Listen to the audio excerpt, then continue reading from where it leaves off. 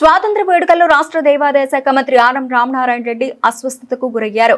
ఇవాళ Tirupati police parade మైదానంలో నిర్వహించిన స్వాతంత్ర వేడుకలకు మంత్రి రామనారాయణ రెడ్డి ముఖ్య అతిథిగా హాజరయ్యారు. జాతీయ పతాకాన్ని ఆవిష్కరించిన అనంతరం ప్రసంగిస్తున్న సమయంలో స్పృహ తప్పి ఒక్కసారిగా పక్కకు వాలిపోయారు.